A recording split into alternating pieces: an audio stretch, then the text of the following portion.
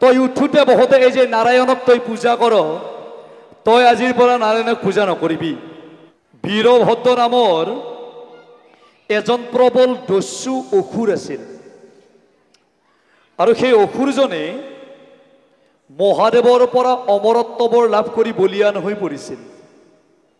এই ধৰ্ম কৰ্মত সেই বীৰভদ্ৰ অসুৰৰ মুঠেই মন নাই,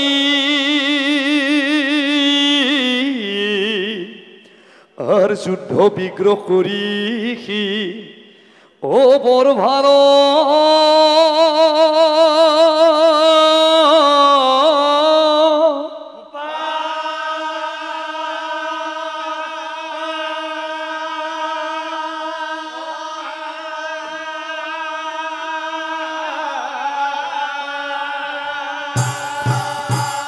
মাৰি পেলাইয়াক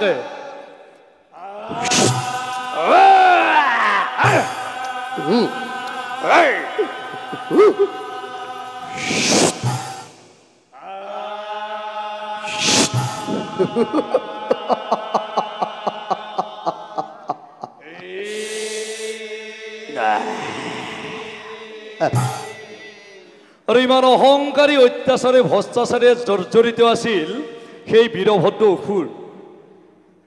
নিৰীহৰ তেজেৰে ফাকু খেলি বীৰভদ্ৰ অসুৰে খুব ৰং পাইছিল। এতিয়া চাব, সেই বীৰভদ্ৰ অসুৰৰ এই বৃন্দা নামে ভাৰ্যা তেওঁৰ আছিল মহাসতী।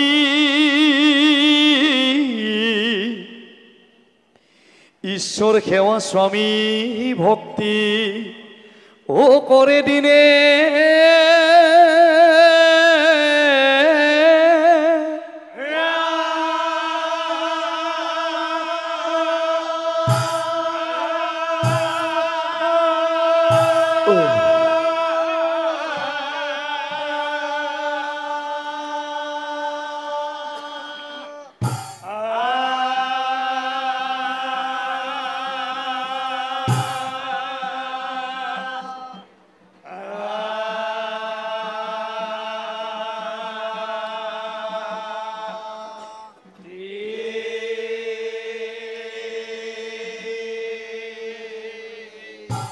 কেনে এটা ব্যতিক্ৰম, গিৰিয়েকজন দস্যু অসুৰ, ঘৈণীয়েকজনী কিন্তু মহাসতী।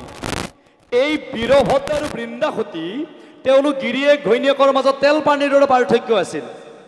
গিৰিয়েকজন অৰ্থাৎ বীৰভদ্ৰ অসুৰ খুব অহংকাৰী অত্যাচাৰী নাস্তিক ভ্ৰষ্টাচাৰী আছিল, ঈশ্বৰ উপাসনা একদম বেয়া পাইছিল। ত্ৰিভুৱনৰ ভিতৰত আটাইতকৈ বেয়া পোৱা ভগৱানটো আছিল প্ৰভু নাৰায়ণ। কিন্তু যিজন নাৰায়ণক ঘৈণীয়েকজনীয়ে খাওঁতে খুওঁতে উঠোতে বহুতে পূজা অৰ্চনা কৰিছিল। কিন্তু তাৎপৰ্যপূৰ্ণ কথা এইটোৱেই আছিল, বৃন্দাৰ সমান সতী নাই এই ত্ৰিভুৱন।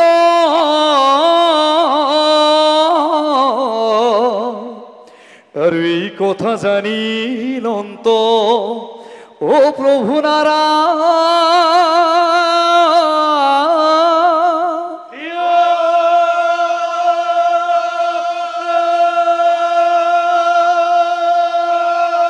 অসুৰৰ পত্নী হৈও বৃন্দা যে মহাসতী আছিল, এই কথাটো বৈকুণ্ঠত থাকি লক্ষ্মী আৰু নাৰায়ণ, আৰু এইফালে কৈলাসত থাকি মহাদেৱ আৰু পাৰ্বতীয়ে গম পাই গ'ল যে এজন দস্যু অসুৰৰ পত্নীও মহাসতী। যেন জলকীয়াৰ গছত কমলা টেঙা লাগিছে। কি অপূৰ্ব!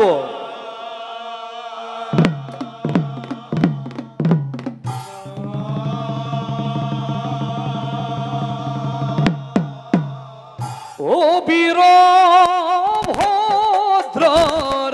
ভাৰ্যাৰ নাম আছিল বৃন্দাসতী।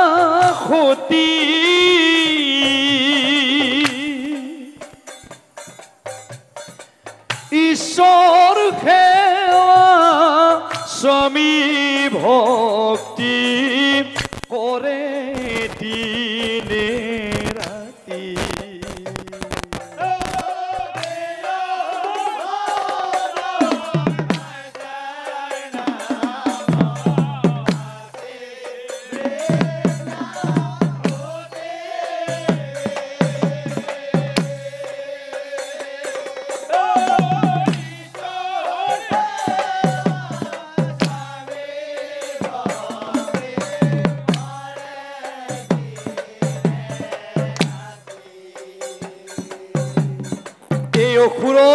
বৃন্দাই ৰাতিপুৱা সোনকালে শুই উঠে। তেওঁ প্ৰথম কামটো হৈছে তেখেত স্নান কৰিব যায়। তাৰ পৰা আহি তেওঁ প্ৰভু নাৰায়ণক পূজা কৰে। তাৰ পাছত তেখেতে ৰাতিপুৱা যিখিনি যাৱতীয় আপোনালোকে যিখিনি কৰে সেইখিনি তেখেতেও কৰে। তাৰ পাছত তেখেতে স্বামী সেৱা স্বামী ভক্তি কৰে। বৃন্দাই আজৰি সময়ত আৰু ঘৰে তাৰ ঘৰে গৈ নাথাকে। কাৰোবাক লগ পালেও আনৰ কথা তাই সমালোচনা নকৰে। তাই কেতিয়াবা কেতিয়াবা মনে মনে ভাবে, হে প্ৰভু নাৰায়ণ অগতি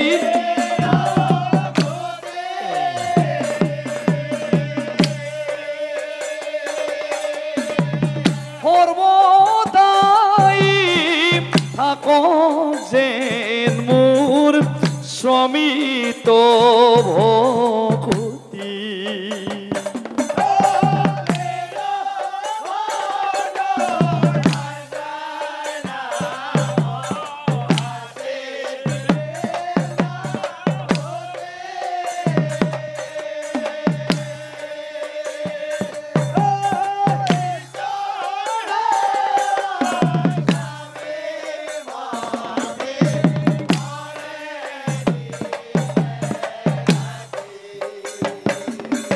আর বৃন্দার সমান মহাসতী ত্রিভুবনে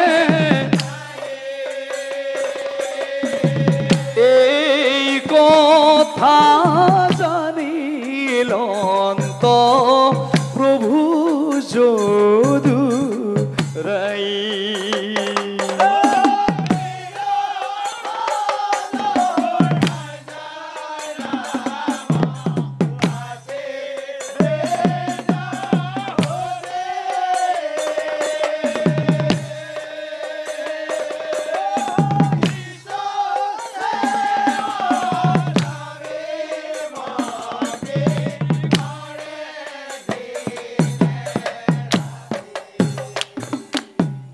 এই বৃন্দার সমান ক্ষতি নাই এই ত্রিভু।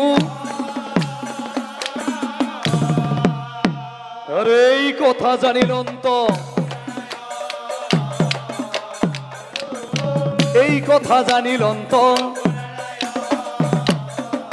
মই আকৌ কৈছো যে অসুৰৰ পত্নী হৈও বৃন্দা যে মহাসতী আছিল, এই কথাটো বৈকুণ্ঠত থাকি লক্ষ্মী আৰু নাৰায়ণ আৰু কৈলাসত থাকি মহাদেৱ আৰু পাৰ্বতীয়ে গম পাই গ'ল যে এজন দস্যু অসুৰৰ পত্নী মহাসতী।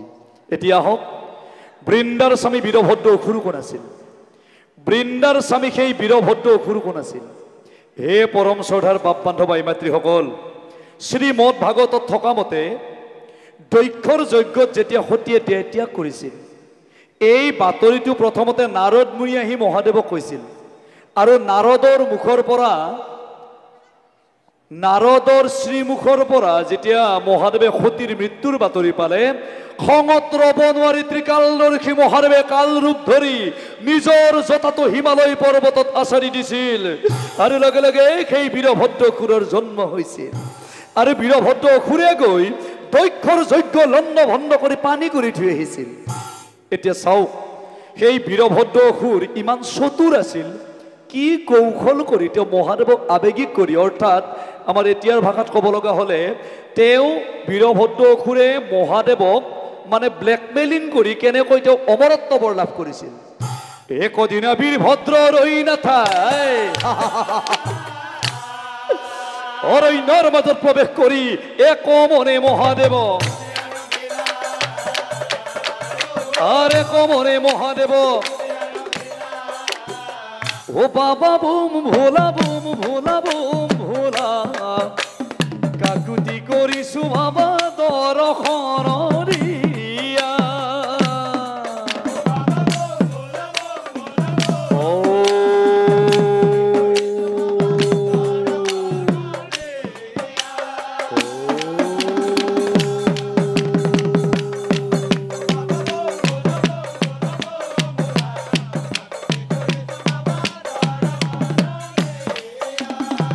আর যুগানন্দ যুগেশ্বর জয় বিশেষ ইয়াকুতু কংখু কণ্ঠ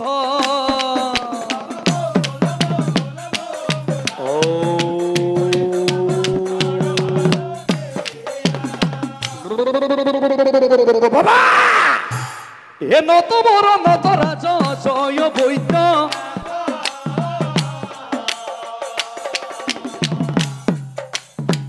জ্যোতি কৃতি মান জয় উমানাথ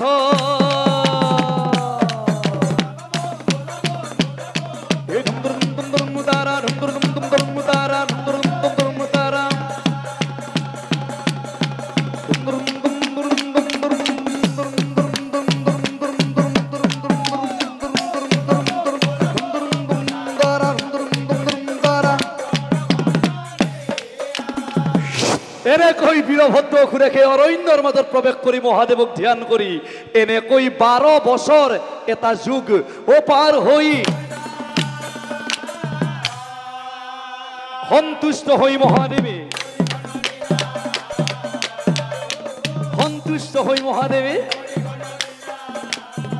বীৰভদ্ৰ ওই উঠা উঠা বীৰভদ্ৰ চকু মেলি চোৱা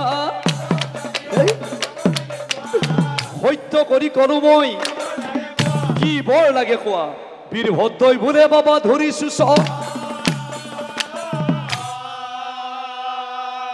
হে বাবা ভোলানাথ তোমাক ধ্যান কৰি মোৰ 12 বছৰ কেনেকৈ পাৰ হৈ গ'ল মই নিজেই নাজানো বাবা চোৱা ভৰি হাতবিলাক জথৰ হৈ গ'ল 30 চলি ক'ত আছে ক'ত নাই মই বিচাৰ লোৱা নাই বাবা মনত আছে দৈক্ষৰ যজ্ঞ লণ্ড ভণ্ড কৰি যে পানী কৰিছিলো কৃতজ্ঞতা স্বীকাৰ কৰিবা বাবা কৃতজ্ঞতা স্বীকাৰ কৰিবা দৈক্ষৰ যজ্ঞ লণ্ড ভণ্ড কৰি মই পানী কৰি দিছিলো মোক এনেকুৱা এটা বৰ তুমি প্ৰদান কৰা বাবা আজি মোৰ আৱশ্যক হৈছে কোনো কালে কোনো স্থানে বাবা মোক এই বৰটোৱেই লাগিব কোনো কালে কোনো স্থানে এনেকে কোৱাৰ লগে লগে মহাদেৱ ভুলি গ'ল ভক্তৰ সামান্য স্তুতিতে মহাদেৱ ভুলি যায় সেইভাবে তেখেতৰ আন এটা নাম হৈছে ভোলানাথ ভোলানাথ ভোলানাথ বীৰভদ্ৰ কোনো কালে কোনো স্থানে তোমাৰ মৰণ হ'ব নালাগে মানে তুমি অমৰ হ'ব খুজিছা মনৰ বাঞ্ছা পূৰ্ণ হওক বাছা তথাস্তু বুলি আমৰ দিলা খুল পানী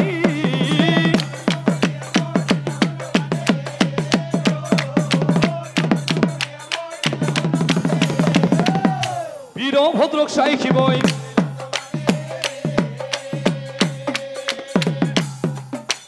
বীৰভদ্ৰক চাই শিৱই বোলে বীৰভদ্ৰ শুনা হবচন কোন স্থানে কোনো কালে তোমাৰ নহইব মৰণ কোনো কালে কোনো স্থানে তোমাৰ নহইব মৰণ আজিৰ পৰা তোমাৰ নাম হওক জলন্ধৰ জলন্ধৰ নামেৰে তুমি ত্ৰিজগতে বিদিত হৈ পৰিবা তোমাক কোনেও বধিবই নোৱাৰিব নিশ্চয় জানিবা ও শিৱে বোলে জলন্ধৰ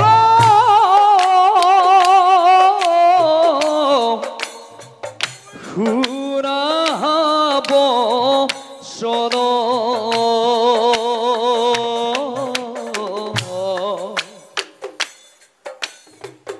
অমৰত্ব বৰময় কৰিলো প্ৰদান কৰিলো প্ৰদান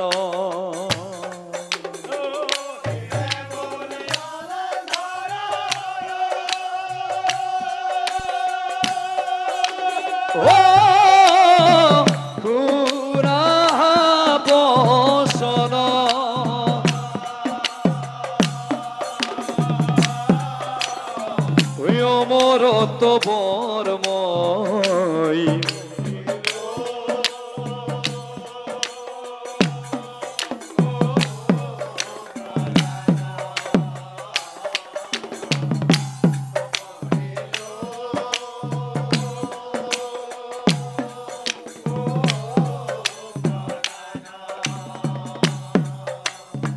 আর কোন কালে কোন স্থানে তোমার হইব মরণ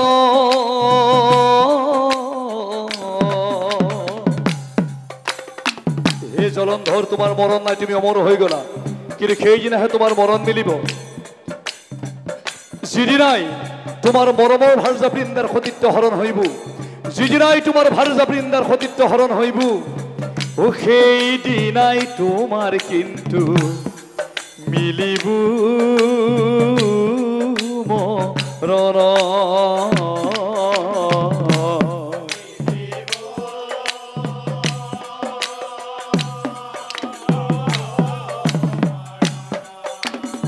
ও বৰ পাই জলন্ধৰে আনন্দ মিলিলা